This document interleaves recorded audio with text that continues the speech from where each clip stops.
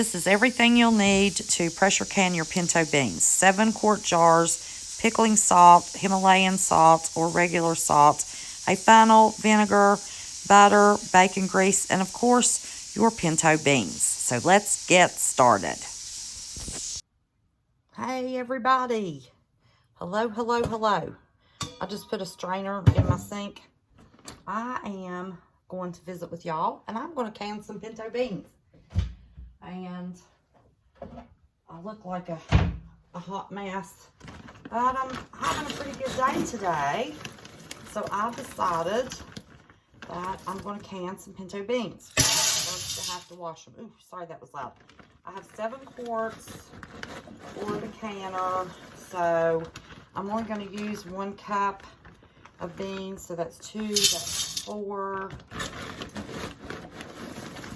That's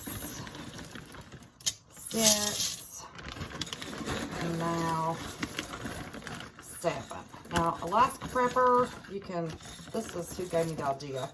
I always like to give credit. We love Alaska Prepper. Well, shoot, I can't get a cup of beans. I betcha I probably have. I went over the line. I'll wash them because I'm going to do more than one round anyway. Now, let me tell you what I'm going to do. I'm going to use warm water, and I'm going to wrap these beans up and wash them and lick them as I wash them. Gotta have clean beans, y'all. Little rocks. Look here. Let's see. You see that little rock? You don't want any little rocks. Let's see. I might need to turn this around a little bit. I'll see my math here. I don't care. You look the beans for split beans. Here's one that's split in half. You never know. A little bug could have split it. So,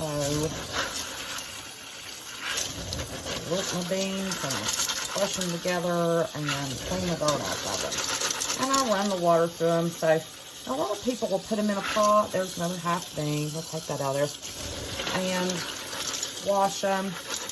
But I just run the water over them. So that water pressure on them, to me, seems to be a little cleaner than, and y'all can't see anything but my arm. Okay, sorry. Let me see if I can tip this just a little bit more without knocking it over. I don't know if I can or not.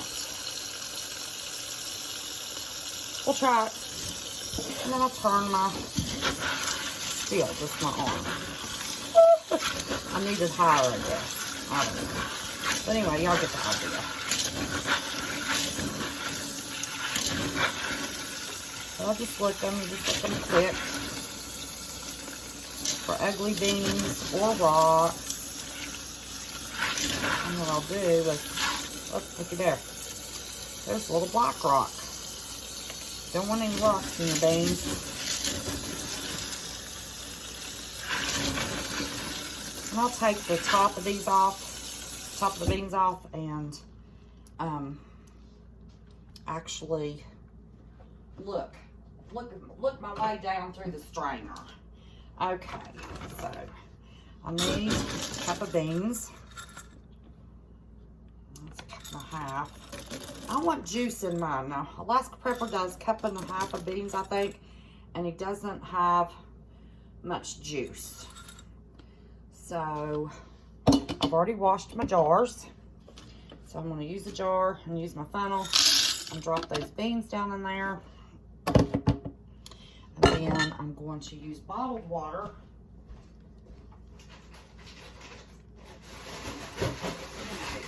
I don't know if bottled water is any better or not. I've got bottles all the way across the kitchen floor.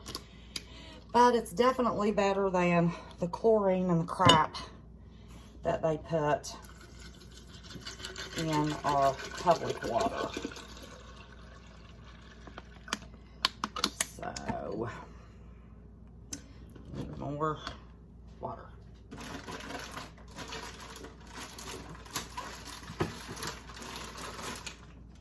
I'm going to do my beans a little different than probably most people do them. And I'm going to give them at least the inch head space, because I don't want to be losing any of my juice.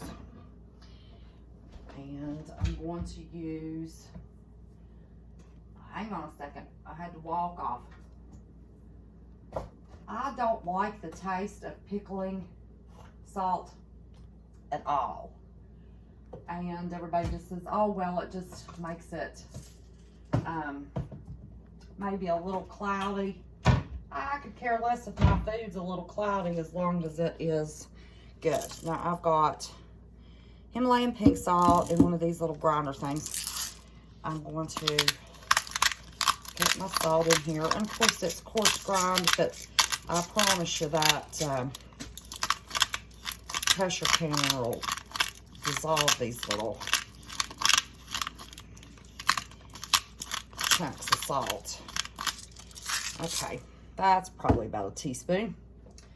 And then I put butter and bacon grease in my beans when I cook them. So I've never canned, well, my bacon grease was hot when I put this on it last time. Listen to that seal. Keeps it from going rancid. So I'm not going to put a whole lot in it, just for flavor. And I'm not going to get down in here where the little bacon bits are, like if I'm going to make gravy or something. Just a teaspoon of bacon grease down in there. I know, y'all probably gagging. This is a southern one, y'all. This is southern pinto beans. And I am going to put a little pat of butter. And get it off. Little pat of butter. Okay. Then I wash them, but I do not heat my rings before I put them on when I'm pressure canning, because let me tell you, they're getting plenty of pressure. Okay. And put a lid on it, make sure it's in place, and a ring, finger tight. And there's the beans we're going to can. I've never canned them before. I've just seen what Alaska Prepper's done. But I think it would be a whole lot easier and not have to worry about cooking them so long. Talking hand. Okay, let me tell you what I'm going to do. Cut this video. That's the way I'm going to fill all 7 quarts. And when I get all 7 quarts filled, then I will come back and start the pressure canner process for y'all. So I'll see you in a bit. Okay, got my jars filled. I wanted to show y'all, should have shown you before. This is the difference between a regular mouth jar and a wide mouth jar. I use meats. I use wide mouth jars for all of my meats, and soups, stuff that'll pour out easy. I use my regular mouth jars. So I forgot to tell you. Okay, for all of my experienced canners out there, y'all want to tell me what I didn't do when I put that lid on that jar? I took it off. I washed it. Well, let me tell you what I didn't do. I didn't take my vinegar and clean the top of my jar. If you want to waste your time canning, by all means, don't clean off. And I use a V so it gets down in there. And since I put some bacon grease, it looks like it's on the inside of that jar just a little bit. You better clean these puppies off, because there is no way you are going to get a seal. I go around it a couple times. Then I take the dry paper towel and then a clean finger and feel and see if there's grease. Nope, there's not any grease. So you have to clean every jar, even though you use the funnel. I've still got the funnel on there. Even though you use the funnel, clean your jars and use the V. Let me see if I can get it. I'm left-handed.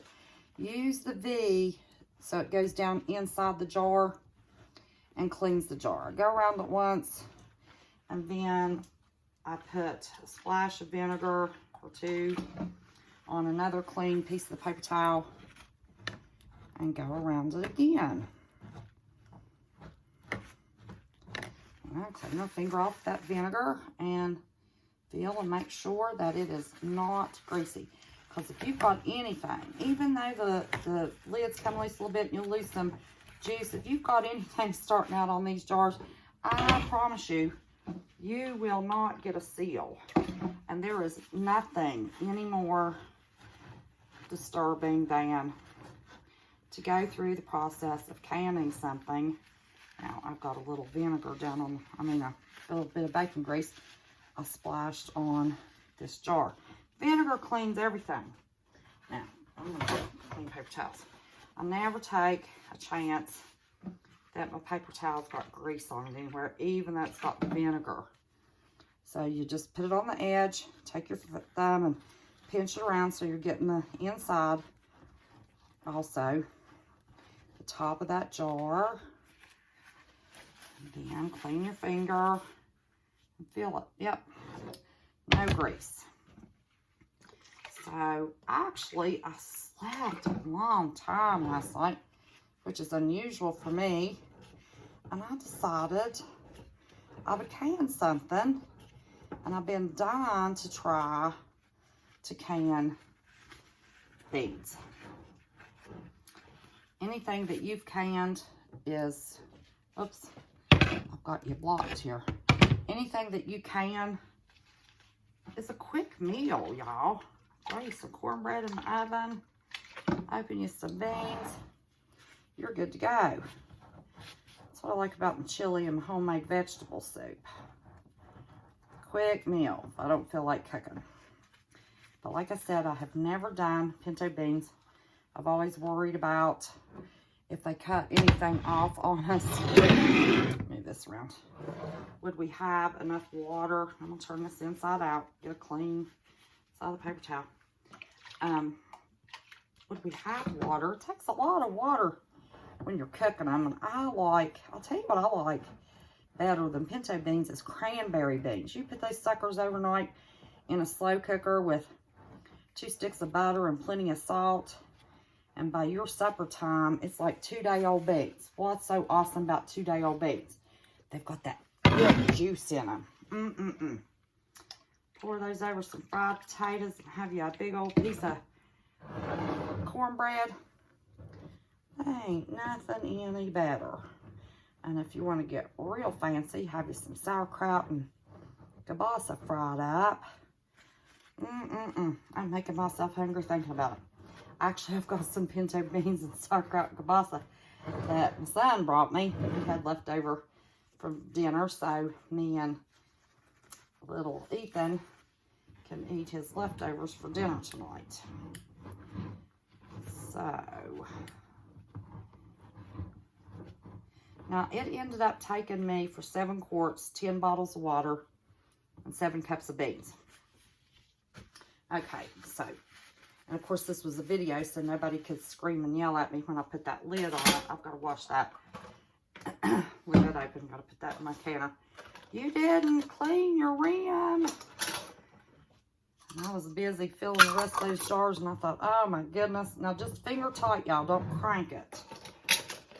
And I like getting these boxes that already have the ring and the lid. No, I do not sterilize them, because these suckers are going to be pressured for 90 minutes under 15 pounds of pressure.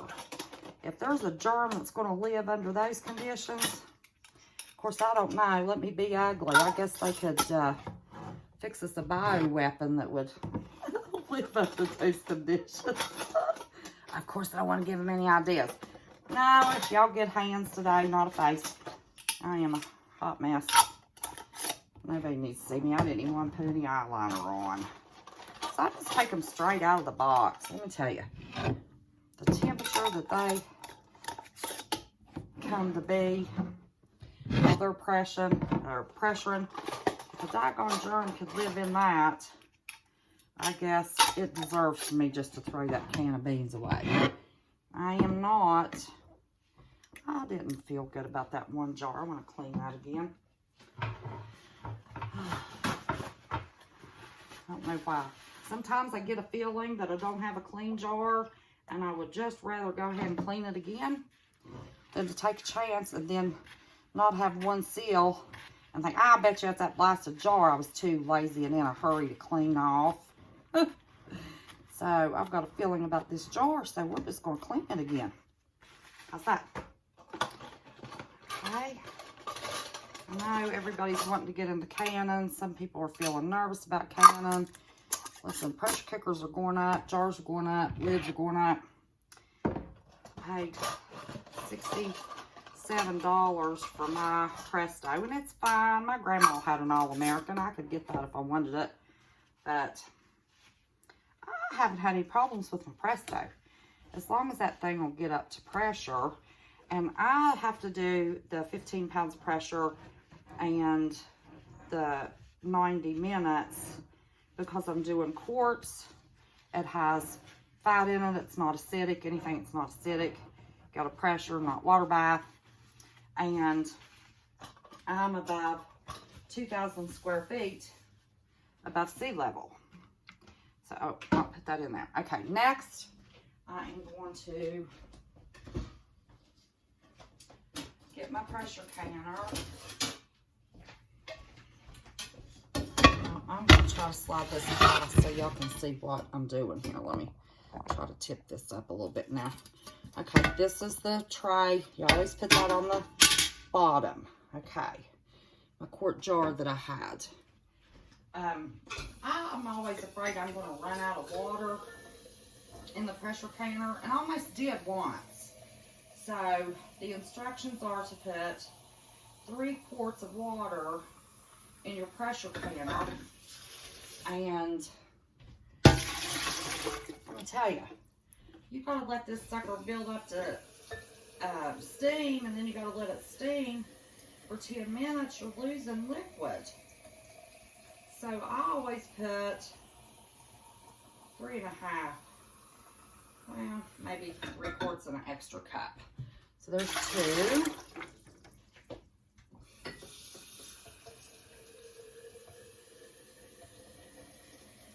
But now doing stuff like this isn't difficult at all. Filling your jars, that's not a big deal.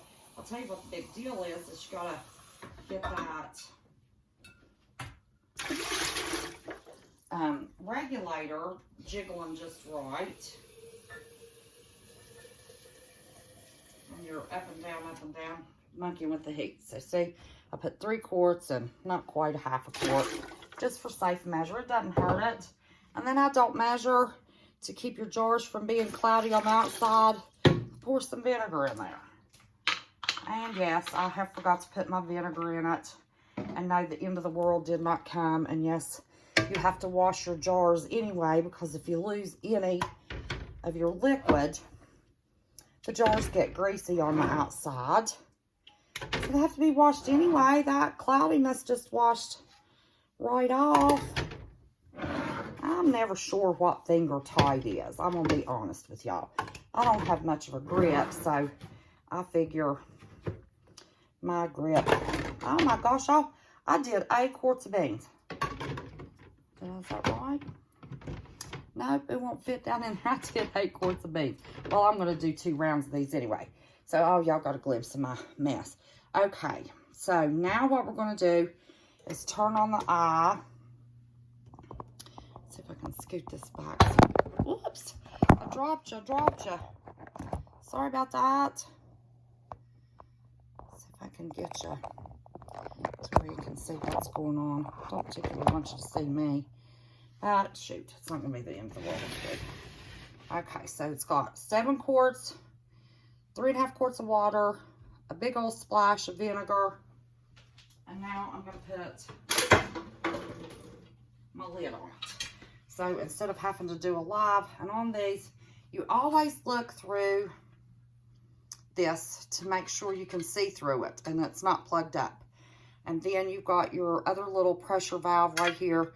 You push it in and out, make sure it's not stuck. You don't want to be exploding anything. And then there's a V on the top of the lid, and there's a V on the handle. So you just match those 2 V's up. And I've already checked my, I always have a hard time getting that on. I've already checked my rubber seal inside of it. Okay, now what we're going to do, I'm so glad CJ Blaze taught me a little bit about editing. What we're going to do, I'm going to bring you back, take a little bit, And when we have a solid steam coming out of this hole, we'll put the pressure regulator on it. So easy peasy, simple as that. We will be back just as soon as I need to put the pressure regulator on there. Hope y'all are learning. Hope y'all are learning not to be afraid and how easy this is. So see you in just a minute. Well, in just a split second for y'all, but probably about 30 minutes for me. Hey y'all, I have tried every way in the world to let you all be able to see this steam, and I can't. You just have to kind of take my word for it, but there is steam. You can hear it. I'm going to take my hand across it. Solid steam. I have set the timer 10 minutes. Steam will come out for 10 minutes, and then when that is done, come back and, well, if I can find, here we go, the jiggler. Each one of these little rings are 5 pounds of pressure. I'm above, oh, that's hot, 2,000 feet above sea level, so 15 pounds of pressure for 90 minutes. So when this is steamed for 10 minutes, then I will come back, we'll put the jiggler on, and we'll go through this process step by step. Okay, see you guys in a little bit, in about 8 minutes and 37 seconds. Okay, y'all, the timer is going off. So, oops, cancel that, keep hitting the timer. So now, it has been coming out. So you can hear it. Can't see it, but you can hear it. Steam's been coming out 10 minutes. Or it was 8 minutes and something. Okay, now we'll let this get to a jiggle, but I had this cardboard. I was trying to figure out a way to be able to see. In the length of time that it took that to steam for the 10 minutes, I have filled jars, put the grease, put the butter, still have to put the salt in it, and I have 7 more jars ready. So we'll be back and piddle with this pressure regulator as it starts. It's gonna start rocking. As it starts rocking, we'll come back and I'll show y'all how it's supposed to look. Be back in a jiggler. Hey everybody, I got the jiggler on there. You can see the time. It's been going almost 10 minutes. I had put the temperature here down to just a little more than medium high. I'm going to cut it down to medium. That's jiggling just a little bit too much. Ooh, steamed up the camera. So medium should do it. The jiggler just needs to calm down the, well, I call it the jiggler, pressure regulator. It'll slow down just a little bit, and we've got an hour and 20 minutes left, and then it takes this particular canner about 40 minutes for this little button to drop. No, this button drops completely down, and when it's completely down, I can take the pressure regulator off and open. So I will come back when I'm taking the beans out, and we will see how they look, and hopefully a jar or two will ping for you so you can hear that precious sound of success once you have canned. And here are the 7 jars waiting to go back in. So I will see y'all in just a little bit. Bye-bye. Okay, we're back. Turn off the timer. Turn off the heat. And this will not cool down. I'm setting on that hot eye. So I am going to slide it off of the stove. Let me see. I don't see where to turn it around. It's not the way to turn it around. Okay. Hang on. Hang on. Oh, it is a little heavy. Okay, sorry.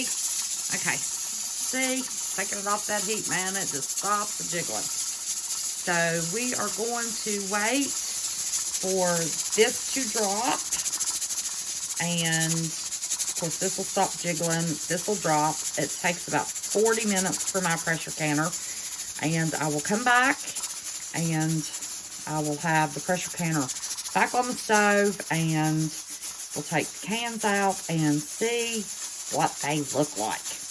But here is one more step. I thought I'd just take y'all step by step to help you out so you can see it's not a big deal. I set it on a towel and it never hurts my counter. It's okay. But see, it's already slowing down. But I can't remove it. You can't touch it. You can take it off the heat, but you do not touch it until this is down, which says it's completely cool. And by then, that's not moving. That's almost not moving already anyway. So, once I can open the lid, we will be back. All right. In just a second. Last step. It'll be your last, next to the last step, actually. Okay. See you in a minute. Looky, looky. This is down. This is not jiggling. I'm going to remove it. A little bit of steam. Well, heat. It's not steam. But I went ahead and loosened the handles. I just spun them around. That's all I did to unlock it. Always remember, this is still full of hot air, okay? Steam, like me, hot air. Always lift it away from you. Do not lift it facing you. Since I'm going to use one hand and I'm getting a little steam, I'm going to show you here. Always lift it away because, can you see the steam coming out of there? They smell good. Let me show you something. I forgot when I said what you will need. You'll need one of these little kits. This uses this end to measure your headspace. You can use this to get air bubbles out. There's the funnel. There's the tongs or the jar lifter. This is water bath jar lifter. Here's regular tongs. And here is the magnet when you are especially water bathing, or for those of you that are real OCD and want to boil your lids and rings, you need that little metal gadget. You don't burn your fingers. But here's what we use to take the jars out. Oh, well, geez. Better use my left hand. Now, the one thing that is very, very important is you lift these jars as straight as you possibly can. Do not tip them. Look here. Even though it is cold, they are still boiling. Never put them where there is a fan on, a cold breeze, anything that drastically reduces. Look at those, how pretty. The temperature, because you will crack your jars. Okay? See, there's a little bit of water on top of that. We always tend to want to look at that boiling. Everything that you can still cooks a little while after you pull it out. Now, I try to space these so they cool faster. You don't want them sharing the heat. Okay, pull them out flat. Then I space them apart. As level as you possibly can. Let me pull the corner of my dish towel out here.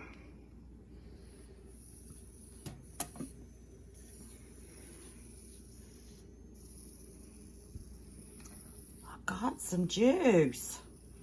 Now, it seemed like Alaska Prepper had a whole lot less juice with 1.5 cups of beans. I don't know that maybe 1/2 cup would have made that much of a difference. But look at those puppies. See, they're all still just a sizzling and a boiling. Those babies are hot.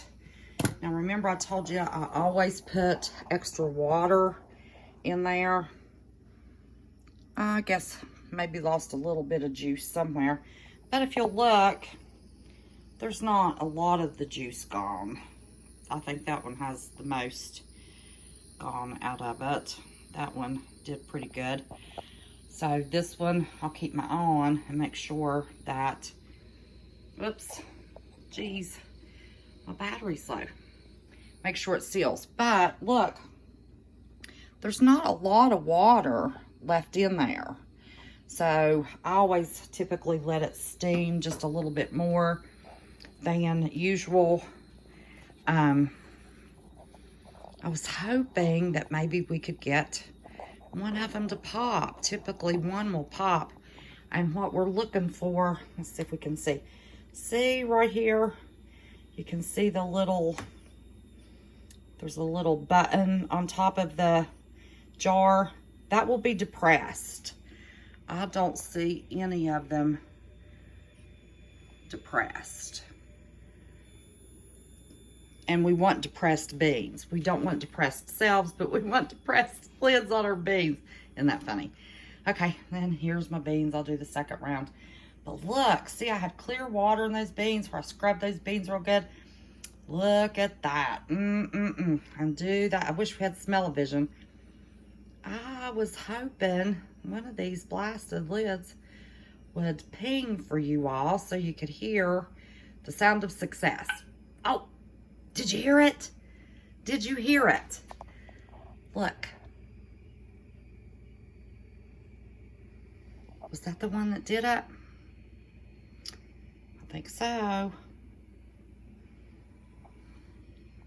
Yep. I think it was that one. Because see, that button's not standing up as big. Well, let me see if I can get it. One of them popped, but it wasn't a big ping. I wanted you to hear a big one. So anyway, I said this was the next to the last step. The last step of this process is you leave these setting overnight. Let's see, it's 6:45 p.m.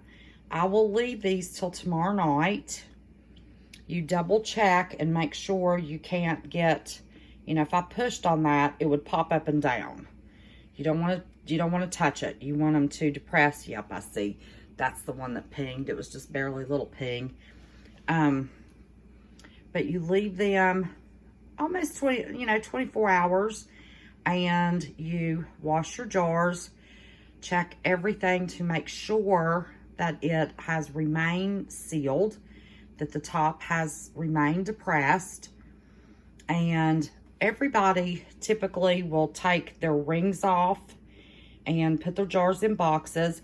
I leave my rings on, and the reason being, there's a little bitty gap, you know, the ring's a little thick, and that gives me space that I can set a second row of jars on, and I'm not setting anything directly on the lid with any weight and cardboard across that, you know, the rings, so I can double stack them.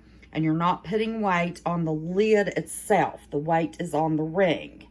And that will help you not to lose your seal. So I, you know, have to buy more rings, but that's how I do it. So, well, it's been 7 minutes, 40 seconds. I don't guess we're going to get another ping the minute I end this video. I'll probably get another ping, but I just wanted to see. So far we've had success with one jar, and they're a little warm. They're all still sizzling and boiling.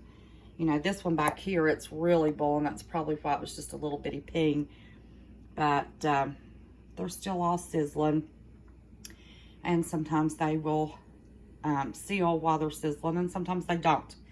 So this one doesn't seem to be sizzling too bad, but there is some bubbles there, and it has not sealed yet. So, but if I put my hand here, you can feel a ton of heat. So wait 24 hours and wash your jars, check the seal, and that's it. So I hope I have helped you all not to be so afraid of pressure canning. It's that simple. This is the same process that you use to pressure can everything. The only difference is you check your altitude to see how many pounds of pressure you put on your regulator. So you need to know your altitude. You need to know how many pounds you put on your regulator. I use this same process. Of course, I'm over 2,000 square feet, so it's 50 pounds pressure. I do 90 minutes for everything, and that includes beef roast, hamburger, steak, chicken, anything with fat, anything with low acid. So that's it. I hope you have learned something. Especially, I hope that I have helped you gain some confidence so you will not be afraid to get a pressure canner, or if you already have one. I know some people have one and they're kind of intimidated and won't pull that sucker out and use it. Listen, I've got 7 quarts of beans. If by chance something doesn't seal, I will put it immediately tonight, because, you know, by the time they're cooling down to the touch, they should be all sealed. If I have something that has not sealed, I will put it in the refrigerator and I will eat it within the next day or two. So it hasn't gone to waste. You just can't store it long term. And anything you can lasts for years as long as it maintains its seal. So I appreciate every one of you. I hope you found this helpful. I love you. Get to canning. We've got some shortages in the stores, y'all. And if you don't have a shortage in your pantry, you don't have to worry so much. We might be planting some pinto beans if we can't get pinto beans. But get to canning. Always remember, don't be scared, just be prepared. Have the right equipment. Use your ball canning book. There's a little instruction booklet that also comes with your canner. I'll show you mine real quick. And this is like a smaller rendition of what is in the ball book. So all canners come with an instruction booklet. If you forget anything, you don't have to rewind through a video. It's in the book. So I'm going to get this second batch in the canner, and let's see, it's almost 7. It'll be between 9:30 and 10 before this second batch is finished probably. So it just takes a little time, but oh my goodness, knowing it's on your shelf and you have that food, it's well worth